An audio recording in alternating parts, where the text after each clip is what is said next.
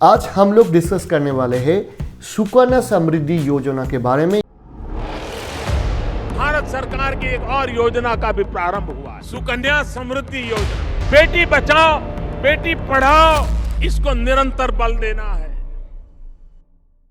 ये बहुत एक इम्पॉर्टेंट और बहुत फेमस योजना है भारत सरकार के द्वारा, और ये योजना 2015 साल में बेटी बचाओ बेटी पढ़ाओ स्कीम के अंडर 22 जनवरी इंट्रोड्यूस किया था हमारा प्रधानमंत्री नरेंद्र मोदी जी ने।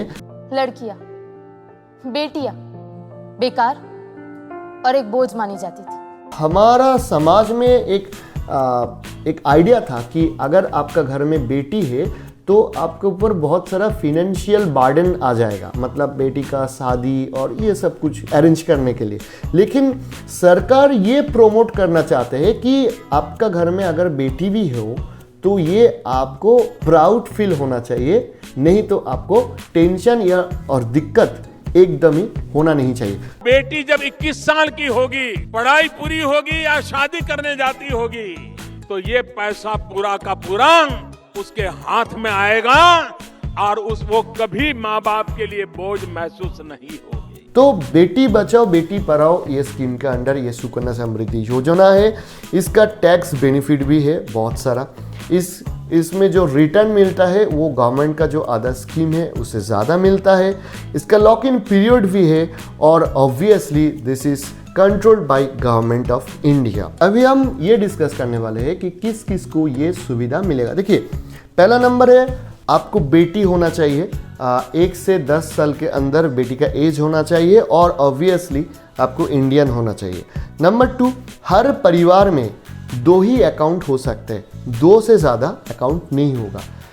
कुछ स्पेशल केसेस में आप 3 अकाउंट खुल सकते हैं। जैसा सोचिए, पहले आपको एक बेटी हो गया, उसके बाद दूसरी बार आपको ट्विंस बेबी हो गया, तो इस टाइम में आपको 3 अकाउंट आप खुल सकते हैं। और दूसरा, आपको एक ही बार में 3 बेटी हो गया है तो तब भी आप 3 अकाउंट खुल सकते हैं, कोई दिक्कत नहीं होगा।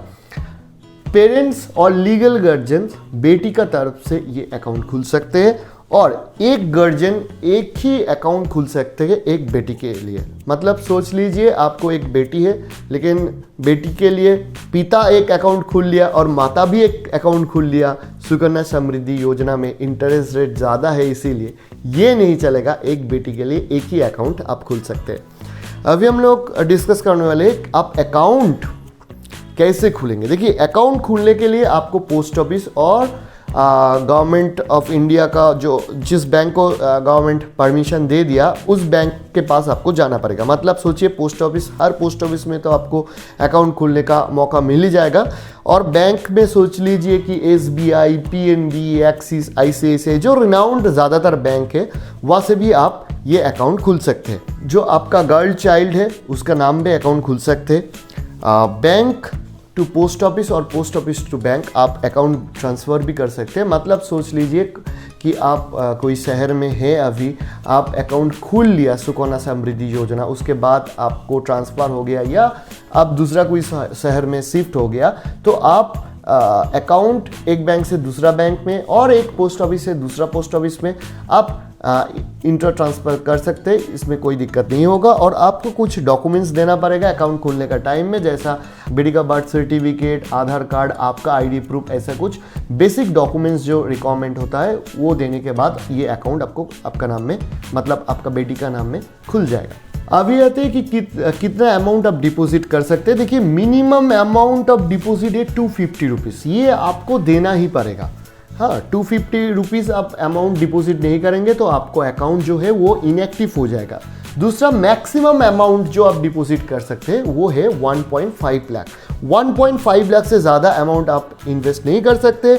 और ये बात भी ध्यान में रख दीजिएगा, क्योंकि आप ज़्यादातर लोग सोचता है कि कैसे पेमेंट करना है वगैरह वगैरह। आप SIP और लमसम, मतलब हर महीने में कुछ कुछ करके या एक साथ 1.5 लाख, कुछ भी आपको जो सुविधा होगा वैसे ही आप डिपॉजिट कर सकते हैं। लेकिन मिनिमम 250 और मैक्सिमम 1.5 लाख आपको होना चाहिए। कितना दिन तक आपको ये इन्वेस्ट करना चाहिए? देखिए, इन्वेस्ट का रूल्स है कि 14 ईयर्स कंप्लीट होने तक, मतलब जो 14 साल है ये पूरा कंप्लीट होने तक आप इन्वेस्ट कर सकते। 15 साल से 21 सालों तक आपको कुछ डिपॉजिट नहीं करना है। उस टाइम में जो अमाउंट है आपसे आप इंटरेस्ट मिलेगा, और 21st ईयर में मतलब 21 साल बाद ये जो अमाउंट है ये अमाउंट मैच्योर हो जाएगा और आपको कॉर्पस अमाउंट मिल जाएगा। इसमें इंटरेस्ट कितना है देखिए, अभी हम लोग फरवरी का लास्ट वीक में ये वीडियो रिकॉर्ड कर रहे हैं, तो अभी इंटरेस्ट रेट चल रहा है 7.60%। लेकिन ये इंटरेस्ट रेट चेंज हो सकता है, तो अगर आप बाद में ये वीडियो देख रहे हो तो काइंडली नेट में चेक कर लीजिएगा अभी इंटरेस्ट रेट कितना चल रहा है। लेकिन प्रेजेंट जो इंटरेस्ट रेट है वो 7.60 है। वो ज़्यादातर जितना गवर्नमेंट का जो इन्वेस्टमेंट इंटरेस्ट रेट है उससे ज़्यादा है। जैसे सोच लीजिए पीपीएफ में 7.10 है, तो ये अभी ज़्यादा है, तो इसीलिए भी ये जो इन्वेस्टमेंट है इतना फेमस है। और ये बात ध्यान में रख दीजिएगा कि हर क्वार्टर में सरकार इसका जो इंटरेस्ट रेट है वो चेंज कर सकते हैं। और अभी जो ट्रेंड देख रहे हो हम लोग वो है जो इसका जो ये जो स्कीम का जो इंटरेस्ट रेट है वो कम होते जा रहा है। तो टैक्स बेनिफिट एक बहुत अच्छा फायदा है इस इन्वेस्टमेंट में। ये EEE कैटेगरी में आता है, मतलब एग्जेम्प्टेड और एग्जेम्प्टेड। देखिए ये EEE क्या है, देखिए 80C धारा के अनुसार आप जो 1.5 लाख जो 1.5 लाख अमाउंट इन्वेस्ट कर रहे हो उसका ऊपर कोई भी टैक्स आपको नहीं लगेगा। लेकिन ये भी बात आपको ध्यान में रखना पड़ेगा कि अगर आप दूसरा कोई सरकारी स्कीम से 80C का फायदा ले रहे हो तो फिर आपको यहाँ से कुछ टैक्स बेनिफिट नहीं मिलेगा। जैसे आपका अगर पीपीएफ में डिपॉजिट है, आपका अगर एनपीएस में डिपॉजिट है, 80C का अंदर आप टोटल 1.5 लाख ही टैक्स में छूट पाएंगे, उससे ज़्यादा नहीं। ऐसा नहीं कि पीपीएफ के लिए 1.5 लाख, सुकन्या के लिए 1.5 लाख, तो आप 3 लाख का टैक्स बेनिफिट आपको मिल जाएगा, ऐसा नहीं। आप टोटल 80C के अंदर 1.5 लाख को आपको जो टैक्स में छूट है वो मिल जाएगा। सेकंड एग्जेम्प्टेड क्या है, वो है इंटरेस्ट। जो इंटरेस्ट गेन होता है उसमें आपको कोई टैक्स नहीं देना पड़ेगा। मतलब एग्जेम्प्टेड पहले डिपॉजिट में हो गया, अभी इंटरेस्ट में सेकंड एग्जेम्प्टेड हो गया। और थर्ड एग्जेम्प्टेड वो क्या है, मैच्योरिटी जो अमाउंट है उसमें कोई टीडीएस और कोई कैपिटल गेन टैक्स आपको नहीं देना पड़ेगा। मतलब मैच्योरिटी में भी आप टैक्स में छूट पा सकते हैं। तो इसीलिए ये EEE कैटेगरी में पड़ता है, एग्जेम्प्टेड और एग्जेम्प्टेड। अभी हम आ रहा हूं कि विड्रॉल सिस्टम क्या है। देखिए ये तो बात सच है कि डिपॉजिट का सिस्टम सभी बोलते हैं, मतलब आप तो पैसे भरेंगे स्कीम के अंदर, लेकिन मिलेगा कैसे, ये बहुत इंपॉर्टेंट है। मिलने के लिए आपको जो करना पड़ेगा 21 साल बाद, अभी तो किसी का भी विड्रॉल नहीं हुआ है क्योंकि 2015 का अभी मतलब स्कीम है। अभी जो पहला टाइम में भी किया है उसका भी 6 साल 7 साल ही हुआ है। तो लेकिन जब मैच्योरिटी होगा अभी का रूल्स का हिसाब से वो है कि सुकन्या समृद्धि विड्रॉल का एक फॉर्म है, वो आपको भरना पड़ेगा। बेटी का आईडी प्रूफ वगैरह वगैरह, मतलब आधार कार्ड वोटर कार्ड जो होगा उस टाइम में वो देना पड़ेगा। Proof of residence, this is very important क्योंकि ये जो स्कीम है this is only for Indian. आपको आप अगर विदेश में चले जाओगे तो आपको ये बेनिफिट नहीं होगा, इसीलिए प्रूफ ऑफ रेसिडेंस लगेगा और एज प्रूफ भी लगेगा। मतलब वो Aadhaar card, voter card, PAN card, driving licence, ये जो नॉर्मल डॉक्यूमेंट्स है उनमें से हो जाएगा। ये सब कुछ डॉक्यूमेंट्स भरने के बाद विड्रॉ हो जाएगा। कब विड्रॉ होगा, जब से आप अकाउंट खुला है वहाँ से 21 साल बाद आपको विड्रॉ करना पड़ेगा और 21 साल बाद आपको पूरा का पूरा अमाउंट वो मिल जाएगा। बेटी का एज अगर 18 साल से ज़्यादा हो गया और उसका टाइम में आपको अगर बेटी का हायर एजुकेशन के लिए आपको कुछ अमाउंट रिक्वायरमेंट है, मतलब पढ़ाई के लिए जो खर्चे हैं वो आपको निकालना है, तो बेटी इसके लिए ये खर्चे निकल सकते हैं। कितना निकल सकते हैं, लास्ट फाइनेंशियल ईयर में जितना अमाउंट था उसका 50% इधर आप निकल सकते हैं। मतलब 18 साल बाद, बेटी का एज होने के 18 साल बाद ये आप कर सकते हैं for the higher education. Government ये प्रोमोट करना चाहते हैं कि आपका घर में अगर बेटी है तो उसकी हायर एजुकेशन के लिए आपको इन्वेस्ट करना चाहिए।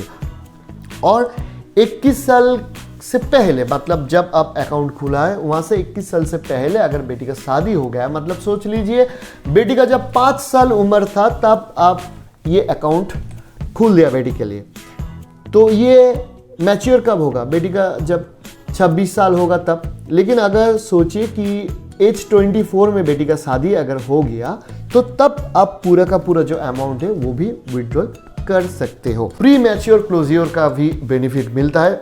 अगर वेरी अनफॉर्चुनेटली बेटी का मौत हो जाते हैं तो प्री मैच्योर विड्रॉल पॉसिबल है।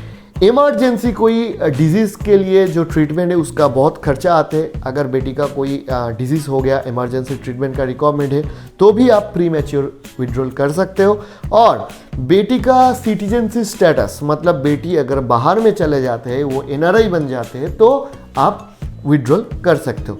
इनएक्टिव अकाउंट का रूल्स मैंने पहले ही बता दिया कि 250 रुपीज़ आपको कम से कम देना ही पड़ेगा। तो अगर आप लोग 250 रुपया नहीं देंगे तो ये अकाउंट इनएक्टिव हो जाएगा। आप चार्ट में देख सकते हो कि देखिए, अगर आप लोग सोच लीजिए कि आपका कोई ऐसा अकाउंट है जो आप 5 साल से इनएक्टिव है।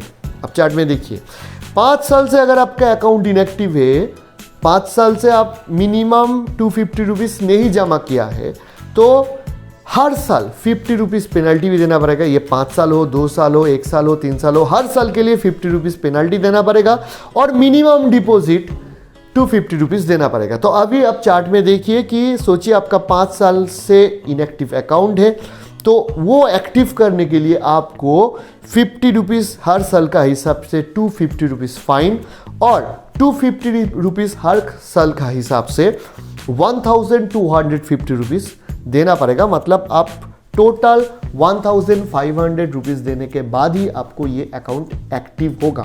तो इनएक्टिव अकाउंट का टाइम पीरियड का हिसाब से 250 rupees per year minimum and 50 rupees fine, ये पकड़ के आप कैलकुलेट कर लीजिएगा। लेकिन हमारा ये सजेशन है, मेरा तो ये मानना है कि अगर अकाउंट खोल लिया आपने तो इनएक्टिव मत कीजिए। थोड़ा थोड़ा अमाउंट दे करके, जितना पॉसिबल है उतना अमाउंट दे करके इसको एक्टिव रख लीजिए, ये बाद में बहुत काम में आएगा। तो ये है सुकन्या समृद्धि योजना का जो पूरा जानकारी है। आप कमेंट करके बता सकते हैं अगर कोई आपको मन में डाउट है, और आप ये भी कमेंट करके बता सकते हैं अगर आपको ये लगता है कि हमको इम्प्रूवमेंट किसी भी सेक्टर में करना पड़ेगा, तो भी आप कमेंट करके बता सकते हैं। ये जो वीडियो है इसका स्पॉन्सर है माई ओन होस्ट, जो एक वेबसाइट मेकिंग कंपनी है। अगर आपका कोई बिजनेस है, अगर आप इंडिविजुअल भी है, आपका वेबसाइट का रिक्वायरमेंट है, आप माई ओन होस्ट में बहुत कम पैसों में वेबसाइट बना सकते हैं। लिंक डिस्क्रिप्शन में है और आपको कोई भी टेक्निकल नॉलेज का ज़रूरत नहीं है।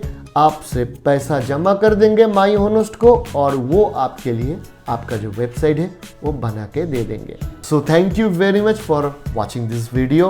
आई एम अरिजीत चक्रवर्ती फ्रॉम वेस्ट बंगाल और मैं आशा करता हूँ आप फ्यूचर में भी हमारा चैनल के साथ देंगे और अगर अच्छा लगेगा तो ज़रूर सब्सक्राइब कीजिए। नमस्ते।